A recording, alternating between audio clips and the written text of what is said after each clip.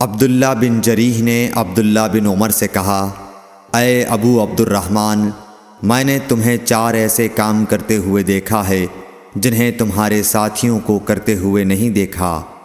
وہ کہنے لگے، اے ابن جریح وہ کیا ہیں؟ ابن جریح نے کہا کہ میں نے طواف کے وقت آپ کو دیکھا کہ 2 یمانی رکنوں کے سوا کسی اور رکن کو آپ نہیں چھوتے ہو۔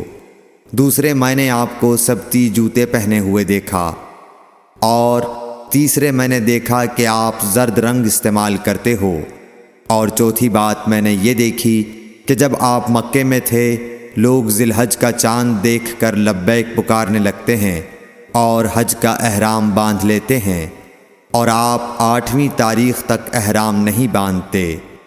حضرت عبداللہ بن عمر رضی اللہ تعالی عنہ نے جواب دیا کہ دوسرے ارکان کو تو میں یوں نہیں چھوتا کہ میں نے رسول اللہ صلی اللہ علیہ وسلم کو یمانی رکنوں کے علاوہ کسی اور رکن کو چھوتے ہوئے نہیں دیکھا، اور رہے سبتی جوتے تو میں نے رسول اللہ صلی اللہ علیہ وسلم کو ایسے جوتے پہنے ہوئے دیکھا کہ جن کے چمڑے پر بال نہیں تھے، اور آپ انہی کو پہنے پہنے وضو فرمایا کرتے تھے، تو میں بھی انہی کو پہننا پسند کرتا ہوں۔ اور زرد رنگ کی یہ بات ہے کہ میں نے رسول اللہ صلی اللہ علیہ وسلم کو زرد رنگ رنگتے ہوئے دیکھا ہے، تو میں بھی اسی رنگ سے رنگنا پسند کرتا ہوں۔ اور احرام باندھنے کا معاملہ یہ ہے کہ میں نے رسول اللہ صلی اللہ علیہ وسلم کو اس وقت تک احرام باندھتے ہوئے نہیں دیکھا جب تک آپ کی اونٹنی آپ کو لے کر نہ چل پڑتی۔ صحیح بخاری حدیث نمبر 166۔ رسول اللہ صلی اللہ علیہ وسلم نے اپنی مرحومہ صاحبزادی حضرت زینب کو غسل دیتے وقت فرمایا تھا کہ غسل داہنی طرف سے دو اور اعضائے وضو سے غسل کی ابتدا کرو۔ صحیح بخاری حدیث نمبر 167۔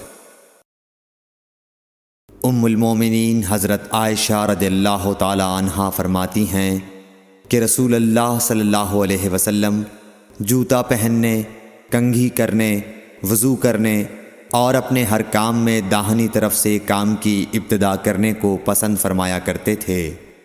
صحیح بخاری حدیث نمبر 168۔ انس بن مالک رضی اللہ تعالی عنہ فرماتے ہیں کہ میں نے رسول اللہ صلی اللہ علیہ وسلم کو دیکھا کہ نماز عصر کا وقت آ گیا، لوگوں نے پانی تلاش کیا، جب انہیں پانی نہ ملا تو رسول اللہ صلی اللہ علیہ وسلم کے پاس ایک برتن میں وضو کے لیے پانی لایا گیا۔ رسول اللہ صلی اللہ علیہ وسلم نے اس میں اپنا ہاتھ ڈال دیا اور لوگوں کو حکم دیا کہ اسی برتن سے وضو کریں۔